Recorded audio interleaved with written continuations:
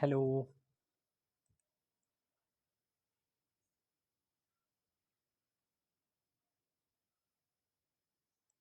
എന്തായി പഠിത്തമൊക്കെ? സ്മാർട്ടായിട്ടും ഉഷാറായിട്ടൊക്കെ നടക്കുന്നില്ലേ?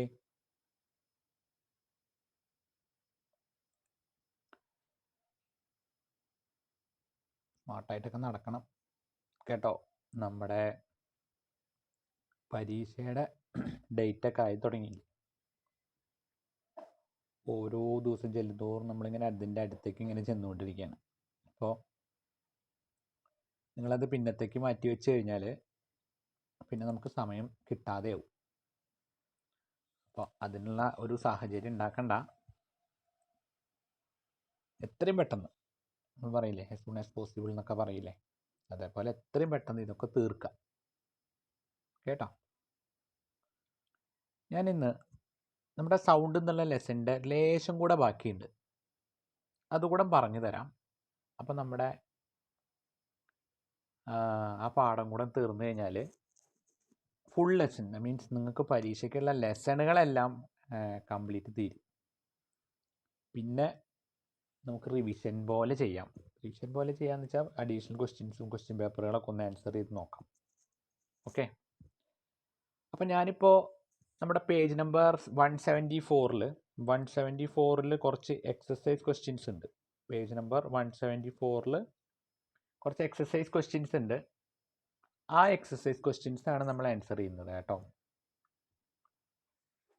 അപ്പോൾ നോക്കൂ, what is sound and how it is produced എന്ന് പറഞ്ഞാൽ നിങ്ങൾക്ക് അറിയാം എന്താണ്. Sound is produced due to the vibration, അല്ലേ? വൈബ്രേഷൻ കാരണമാണ് എന്തുണ്ടാവുന്നത്, സൗണ്ട് ഉണ്ടാവുന്നത്. ദെൻ പിന്നെന്തായിരുന്നു, അത് പാർട്ടിക്കിൾസിന് എന്ത് ചെയ്യാണ്, മൂവ് ചെയ്യിക്കുകയാണ്, അല്ലേ? അപ്പോൾ മൂവ് ചെയ്തിട്ടുള്ള പാർട്ടിക്കിൾസ് അതിൻ്റെ അഡ്ജസൻറ്റ് പാർട്ടിക്കിൾസിൻ്റെ മുകളിൽ ഒരു ഫോഴ്സ് കൊടുക്കും.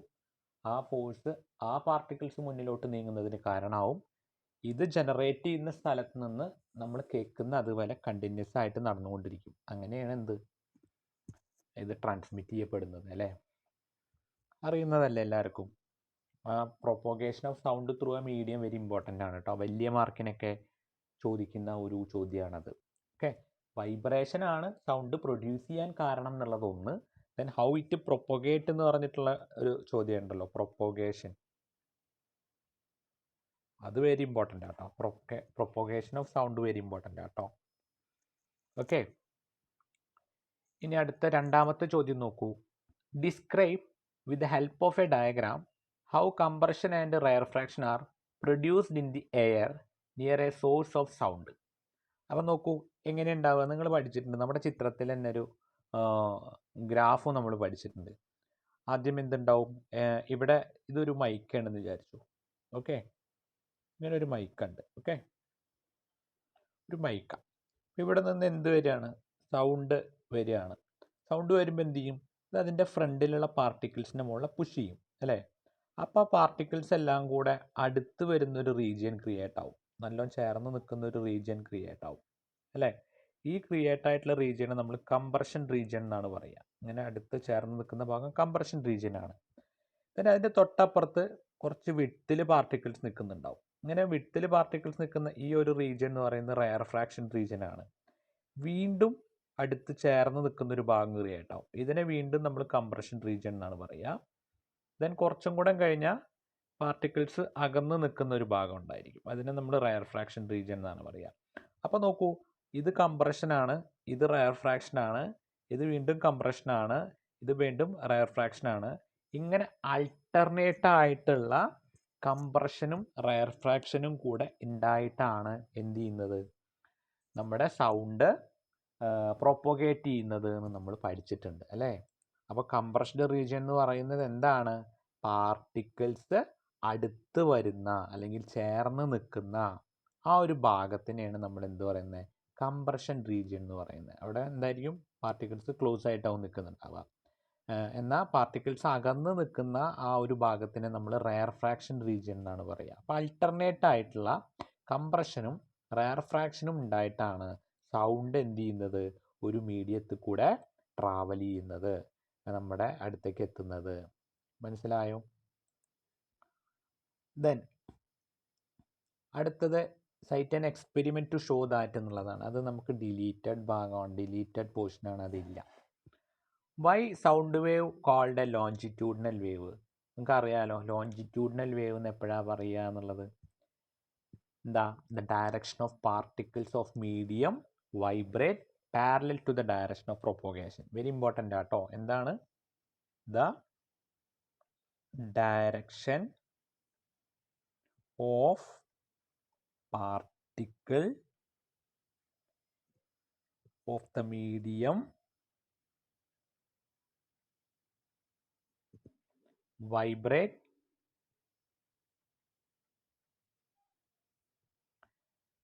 parallel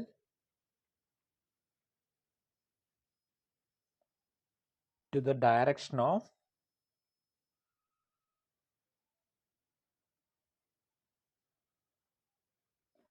propagation of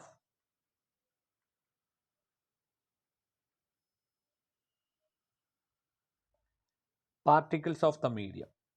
Propagation of disturbance എന്നാണ് കേട്ടോ. Propagation of disturbance.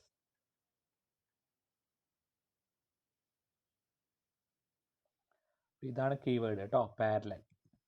അങ്ങനെ തന്നെയാണ് എന്ത് പറയുക, ലോഞ്ചിറ്റ്യൂഡിനൽ വേവ്സ് എന്ന് പറയുക. അപ്പോൾ ഇവിടെ സൗണ്ട് വേവ് അങ്ങനെയാണ് ട്രാൻസ്മിറ്റ് ചെയ്യുന്നത്. അതുകൊണ്ടാണ് നമ്മൾ എന്ത് വിളിക്കുന്നത്, ഇതിനെ ലോഞ്ചിറ്റ്യൂഡിനൽ വേവ്സ് എന്ന് വിളിക്കുന്നത്. സൗണ്ട് വേവിനെ ലോഞ്ചിറ്റ്യൂഡിനൽ വേവ്സ് എന്ന് വിളിക്കാൻ കാരണം എന്താണെന്ന് ചോദിച്ചാൽ അതിൻ്റെ ട്രാൻസ്മിഷൻ ഇങ്ങനെ ആയതുകൊണ്ടാണ്. മനസ്സിലായോ? കിട്ടിയോ? അപ്പോൾ അത് വെരി ഇമ്പോർട്ടൻ്റ് ആണേ. Then which characteristics of sound helped you to identify your friend by his voice while sitting with others in a dark room? ഏതാണ്? ക്വാളിറ്റി എന്ന് പറയുന്നതാണ്. Quality of sound. Quality of sound അല്ലേ? നമുക്ക് ഒരു particular പേഴ്സൻ്റെ sound identify ചെയ്യാനായിട്ട് സഹായിക്കുന്നത് ആ സൗണ്ടിൻ്റെ ക്വാളിറ്റിയാണ് അല്ലേ? രണ്ട് വ്യക്തികൾക്ക് ഒരേ പിച്ചിലുള്ള സൗണ്ട് ഉണ്ടാവും അല്ലേ, ലൗഡ്നെസ്സിലുള്ള സൗണ്ട് ഉണ്ടാവും, but their qualities are different. അതിൻ്റെ ക്വാളിറ്റിയിൽ വ്യത്യാസം ഉണ്ടാവും. നമ്മൾ കുറച്ച് ഇമ്പോർട്ടൻ്റ് ആയിട്ടുള്ള ക്യാരക്ടറിസ്റ്റിക്സിനെ കുറിച്ചൊക്കെ പറഞ്ഞു. ക്വാളിറ്റി, ടിമ്പർ അല്ലേ, പിച്ച്. അപ്പോൾ ആ ക്യാരക്ടേഴ്സൊക്കെ നോക്കിയിട്ടാണ് ഒന്നിൽ നിന്ന് ഡിസ്റ്റിങ്വിഷ് ചെയ്യാനായിട്ട് സാധിക്കുന്നത്. ഓക്കെ. ആറാമത്തെ ചോദ്യമായിട്ട് പറഞ്ഞിരിക്കുന്നത് എന്താ നോക്കൂ. Flash and thunder are produce simultaneously but thunder is heard a few second after the flash seen. എന്താണ്? വളരെ സിമ്പിളാണ്. എന്താണ്? ലൈറ്റിൻ്റെ സ്പീഡ് മോറാണ് അല്ലേ, as compared to speed of sound. സൗണ്ടിൻ്റെ സ്പീഡിനെ കമ്പയർ ചെയ്യുന്ന സമയത്ത് ലൈറ്റിൻ്റെ സ്പീഡ് കുറച്ച് കൂടുതലാണ്. അതുകൊണ്ടാണ് എന്ത്, ലൈറ്റ് ആദ്യം കേൾക്കുന്നതും പിന്നാലെയാണ് എന്ത് കേൾക്കുന്നുള്ളൂ, സൗണ്ട് കേൾക്കുന്നുള്ളൂ. മനസ്സിലായോ? അത്രയേ ഉള്ളൂ സംഭവം.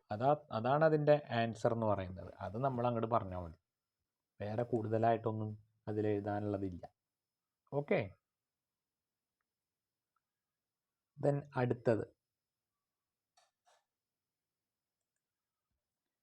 a person has a hearing range from 20 Hz to 20 kilohertz. What are the typical wavelength of sound wave in air corresponding to these frequency? Take the speed of sound in air 344 meter per second. Speed തന്നിട്ടുണ്ട്. എത്രയാണ്? 344 metre per second. ഇത് നല്ല not ചെയ്ത് വെച്ചാൽ normal ടെമ്പറേച്ചറിൽ എയറിൽ സൗണ്ടിൻ്റെ speed എന്ന് പറയുന്നത് 344 മീറ്റർ പെർ സെക്കൻഡ് ആണ്. ഓക്കെ.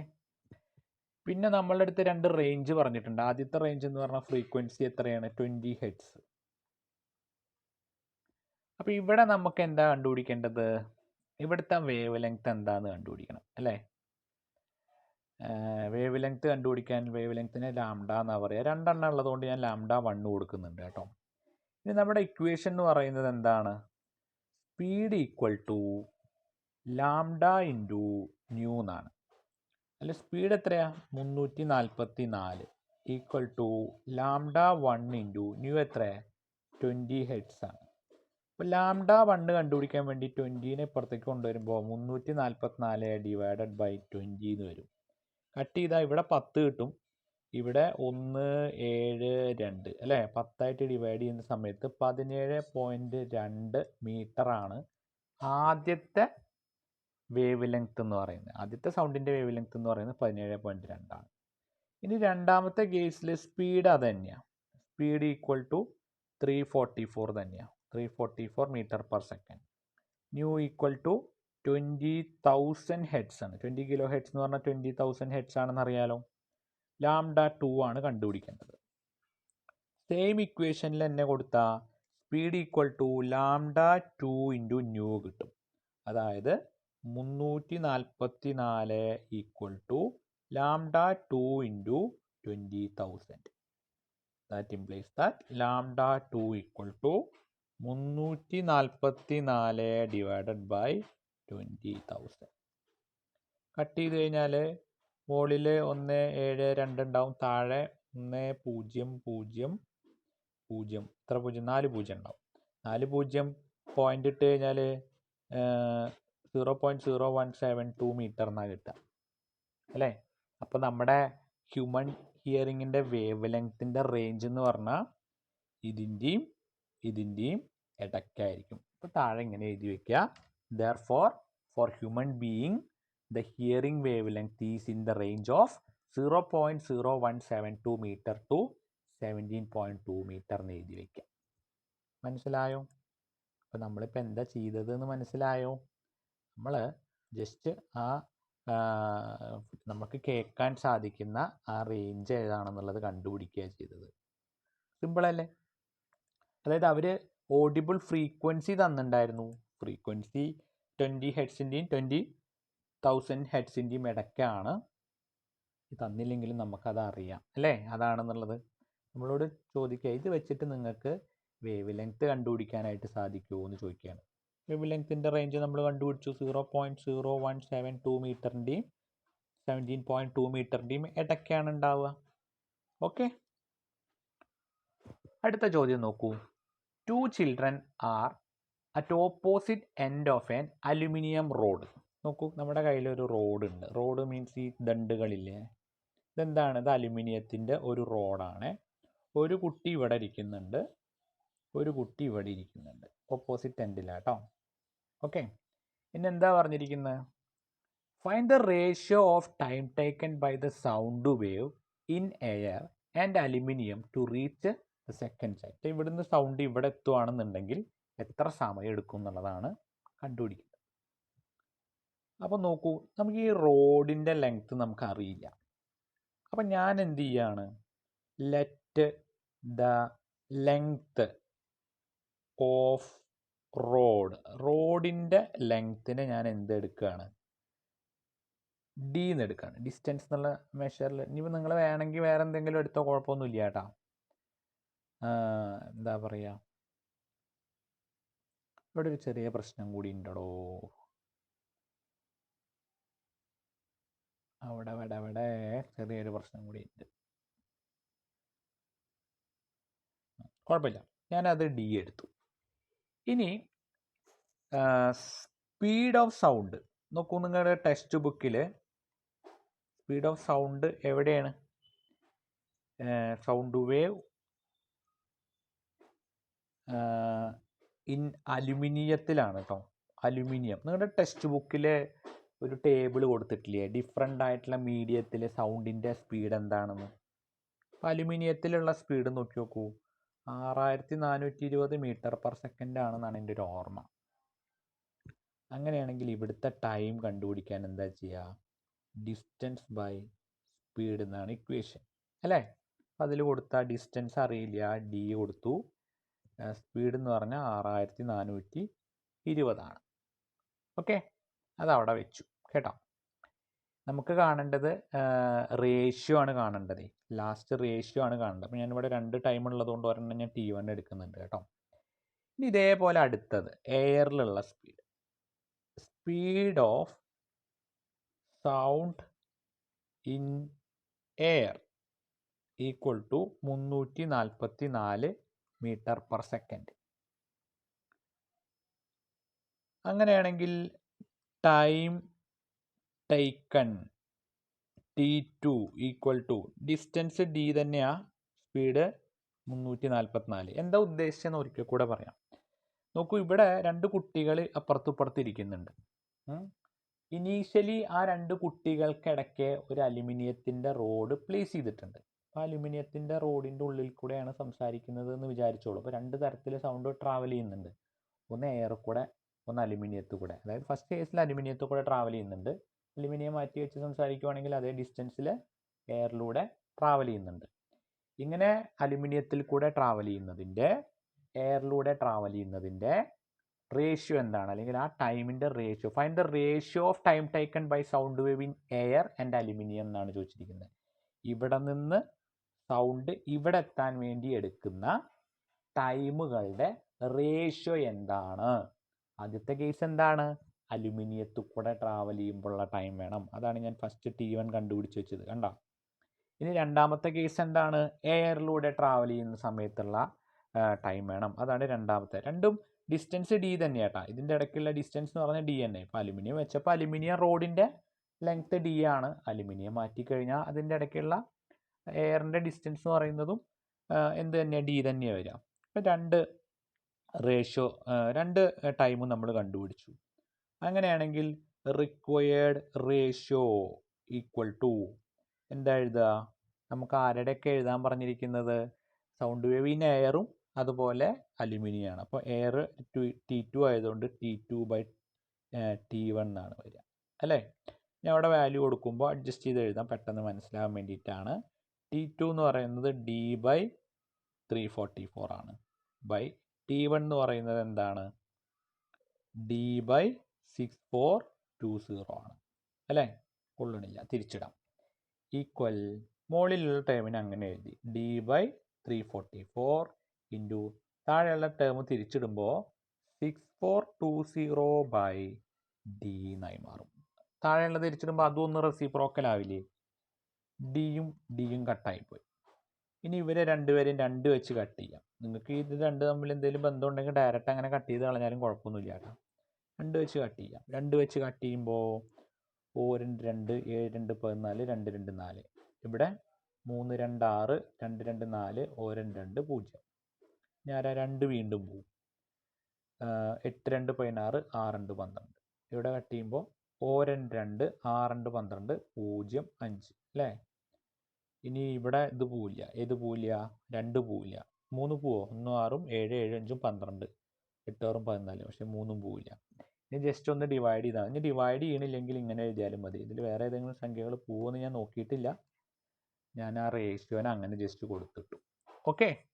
അപ്പോൾ രണ്ട് മീഡിയത്തിൽ കൂടെ സൗണ്ട് ട്രാവൽ ചെയ്യുമ്പോൾ അതെടുക്കുന്ന ടൈമുകളുടെ റേഷ്യോ എന്താണ് എന്നുള്ളതാണ് ഞാനിപ്പോൾ കണ്ടുപിടിച്ച് വെച്ചിരിക്കുന്നത്. നിങ്ങൾക്ക് മനസ്സിലായോ എങ്ങനെ ചെയ്യുക എന്നുള്ളത്? സിമ്പിളല്ലേ? സിമ്പിളാണ്. ഒരു ബുദ്ധിമുട്ടുമില്ല. വളരെ വളരെ വളരെ സിമ്പിളായിട്ടുള്ള ക്വസ്റ്റ്യനാണ്.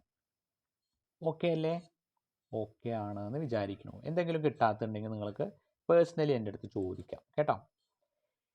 ദെൻ അടുത്ത ചോദ്യം, 9ാമത്തെ ചോദ്യം നോക്കൂ. എന്താണ്? The frequency of A source of sound is 100 Hz. Frequency തന്നിട്ടുണ്ട്. ഫ്രീക്വൻസി എന്തായിരുന്നു? ന്യൂ. ഫ്രീക്വൻസിനെ ന്യൂ എന്നല്ലേ പറയുക? അത് ന്യൂ ആണ് കേട്ടോ, അല്ലാതെ V അല്ല. 100 Hz. പിന്നെന്താ? How many time does it vibrate in A minute? Time എത്ര തന്നിട്ടുണ്ട്? 1 മിനിറ്റ്. 1 മിനിറ്റ് എന്ന് പറഞ്ഞാൽ എന്താണ്? 60 സെക്കൻഡ് ആണ്, അല്ലേ? ഒരു സെക്കൻഡിൽ ഇത് എത്ര പ്രാവശ്യം വൈബ്രേറ്റ് ചെയ്യും എന്നുള്ളതാണ് ചോദ്യം. അപ്പോൾ നമ്മൾ പഠിച്ചിട്ടുണ്ടല്ലോ, ഫ്രീക്വൻസിനായിട്ടുള്ള റിലേഷൻ പഠിച്ചിട്ടുണ്ടല്ലോ. എന്താ? ഫ്രീക്വൻസി എന്ന് പറയുന്നത് number of oscillation per unit time ആണ്. ഓക്കെ. ഫ്രീക്വൻസി എത്രയാ? 100 ആണ്. നമ്പർ അറിയോ? അറിയില്ല. ടോട്ടൽ എത്ര ടൈം എടുത്തിട്ടുണ്ട്? 60 സെക്കൻഡ്. കണ്ടുപിടിക്കേണ്ടത് എന്താ? നമ്പർ. ഇതിനപ്പുറത്തേക്ക് കൊണ്ടുപോകുമ്പോൾ എന്താ വരിക? 100 × 60. 1 × 6 6, 3 0 ചേർത്ത് കഴിഞ്ഞാൽ 6000 ടൈംസ് ഇതിങ്ങനെ ഓസിലേറ്റ് ചെയ്തുകൊണ്ടിരിക്കും. മനസ്സിലായോ? സിമ്പിളാ മക്കളെ, ഒന്നുമില്ല. നിങ്ങൾ തിയറി തറവായിട്ട് പഠിച്ചിട്ടുണ്ടെങ്കിൽ ഇതൊന്നും ഒരു വിഷയവും ഇല്ലാത്ത ചോദ്യങ്ങളാണ്. തിയറി നിങ്ങൾ തറവായിട്ട് പഠിച്ചാൽ മതി. അപ്പോൾ വളരെ ഈസി ആയിട്ട് കിട്ടും. പേജ് നമ്പർ 174 ചോദ്യങ്ങളാണ് നമ്മൾ ചെയ്തുകൊണ്ടിരിക്കുന്നത് കേട്ടോ. എളുപ്പമല്ലേ? ഇനി അടുത്ത ചോദ്യം നോക്കൂ. Does A sound follow the same law of reflection as light does? പഠിച്ചിട്ടുണ്ട് നമ്മളല്ലേ, റിഫ്ലക്ഷൻ ഓഫ് സൗണ്ട് എന്ന് പറഞ്ഞിട്ട്. ആരുടെ ലോ തന്നെയാണ് സൗണ്ടും ഒബേ ചെയ്യുന്നത്? ലൈറ്റിൻ്റെ ലോ തന്നെയാണ് സൗണ്ടും ഒബേ ചെയ്യുന്നത്. ലൈറ്റ് എങ്ങനെയാണോ പ്രവർത്തിക്കുന്നത് അതേ ലോ ഉപയോഗിച്ചിട്ട് തന്നെയാണ് സൗണ്ടും ഉണ്ടാവുന്നത്, അല്ലേ? ദെൻ അടുത്തത് എന്താ? When A sound is reflected from A distant object an echo is produced. Let the distance between the reflecting surface and the source of sound production remain the same. Do you hear an echo or sound a hotter day എന്നാണ് ചോദ്യം. അപ്പം നിങ്ങൾ അതിൻ്റെ ഉത്തരം വേണമെങ്കിൽ എഴുതി വെച്ചോളൂ കേട്ടോ. ഞാനൊന്ന് പറയാം. An echo is heard. An echo is heard. An echo is heard when the time interval between when the time interval between the reflected sound and the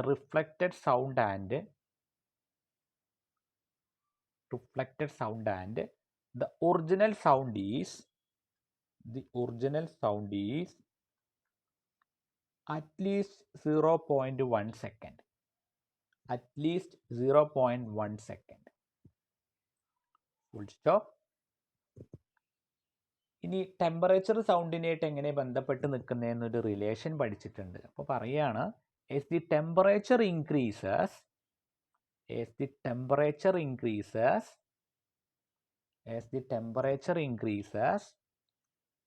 the speed of sound in a medium also increases.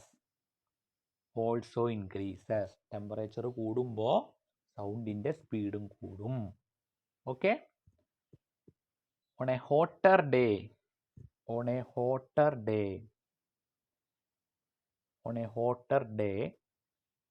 the time interval between the reflected and original sound will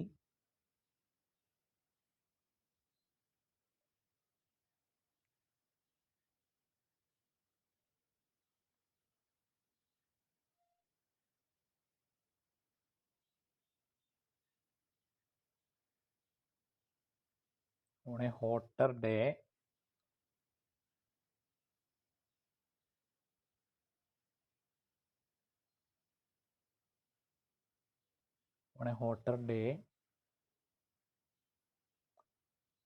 the time interval between, അല്ലെങ്കിൽ ഇങ്ങനെ എഴുതിയാലും മതി. എന്താ,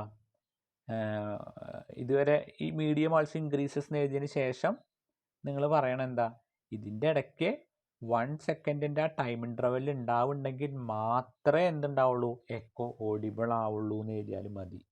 അതായത് നമ്മൾ പറഞ്ഞത് എന്താ, 0.1 second എടുക്കും എന്നാണ് പറഞ്ഞത്.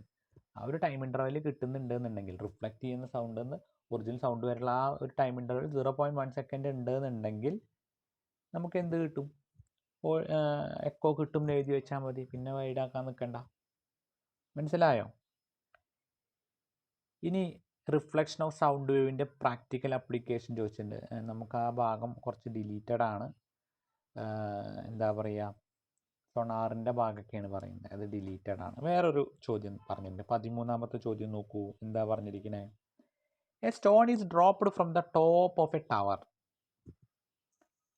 Which is 500 metre high into a pond. അപ്പോൾ എന്താണ്, ഹൈറ്റ് ഓഫ് എ ടവറാണ് തന്നിരിക്കുന്നത്. ടവറിൻ്റെ മുകളിൽ നിന്ന് എന്ന് പറയുന്നത് അല്ലേ. അപ്പോൾ ഹൈറ്റ് ഓഫ് എ ടവറാണ്. ഹൈറ്റ് ഓഫ് ടവർ എത്ര? 500 മീറ്റർ. ഇതിൻ്റെ മുകളിൽ കയറി നിൽക്കുക. എന്നിട്ട് എന്ത് ചെയ്യാണ്, ഒരു കല്ലെടുത്തിട്ട് താഴെയുള്ള പോണ്ടിലേക്ക് ഇടുകയാണ്. Okay, when is the splash here the top, അതായത് മുകളിൽ നിന്ന് അപ്പോൾ ഒരു കുഞ്ഞ് ഇത് വെള്ളത്തിൽ വീഴുന്ന ഒരു കുഞ്ഞ് സൗണ്ട് നമുക്ക് കേൾക്കുമല്ലോ. അവിടെ ജിയുടെ വാല്യൂ എന്ന് പറയുന്നത് 10 മീറ്റർ പെർ സെക്കൻഡ് സ്ക്വയർ ആണെന്ന് പറഞ്ഞിട്ടുണ്ട്. And speed of sound, speed 344 metre per second ആണെന്ന് പറഞ്ഞിട്ടുണ്ട്. അതായത് മുകളിൽ, അതായത് ഒരു പോണ്ട് ഉണ്ട്, ആ പോണ്ടിൻ്റെ അടുത്ത് എന്താണ്, ഒരു 500 മീറ്റർ ഹൈറ്റ് ഉള്ള ഒരു ടവർ ഉണ്ട്. ആ ടവറിൻ്റെ മുകളിൽ നിന്ന് ഒരു സ്റ്റോൺ ഈ വെള്ളത്തിലേക്ക് ഇടുകയാണ്. അപ്പം ആ വെള്ളത്തിലേക്ക് ഇടുന്ന സമയത്ത് അതിൻ്റെ സൗണ്ട് മുകളിൽ കേൾക്കില്ലേ, അത് എപ്പോഴാണ് കേൾക്കുകയെന്ന്, അതായത് ടൈമാണ് നമ്മളോട് ചോദിച്ചിരിക്കുന്നത്, എപ്പോഴാണ് ആ സൗണ്ട് നമുക്കവിടെ കേൾക്കുക എന്നുള്ളതാണ് ചോദ്യം. അപ്പം നിങ്ങൾ നല്ലോണം ശ്രദ്ധിച്ചോളൂ എങ്ങനെയാണ് ചെയ്യുന്നത്. ഞാൻ എന്ത് ചെയ്തു, ടവറിൻ്റെ ഹൈറ്റ് എഴുതി വെച്ചു, സൗണ്ടിൻ്റെ സ്പീഡ് എഴുതി വെച്ചു, ആക്സലറേഷൻ ഡ്യൂ ടു ഗ്രാവിറ്റി എഴുതി വെച്ചു. ഇപ്പോൾ ഇതിന് ഇനീഷ്യലി ഒരു സ്പീഡ് ഉണ്ടാവും. ആ ഇനീഷ്യൽ സ്പീഡ് എന്ന് പറയുന്നത് 0 മീറ്റർ പെർ സെക്കൻഡ് ആണെന്ന് അസ്യൂം ചെയ്യാണ്. ഓക്കെ, അപ്പം നമ്മൾ ആദ്യം എന്ത് ചെയ്യാൻ പോവാണ്, ഇതിനെ മുകളിൽ നിന്ന് താഴേക്ക് ഇടുകയാണ്. താഴേക്ക് ഇടുന്ന സമയത്ത് സൗണ്ടിന് ശരിക്കും താഴെ പോയി തട്ടി തിരിച്ചു വരണം, ആ ഒരു ഡിസ്റ്റൻസ് ട്രാവൽ ചെയ്യേണ്ടി വരും. അപ്പോൾ 2 പ്രാവശ്യം ടൈം എടുക്കേണ്ടി വരും ഇല്ലേ. അപ്പോൾ ഞാനിവിടെ ഫസ്റ്റ് T1 എടുക്കാൻ പോവാണ്. T1 എന്ന് പറഞ്ഞാൽ എന്താണ്, താഴെ എഴുതിക്കോളൂ, time T1 taken by the sound.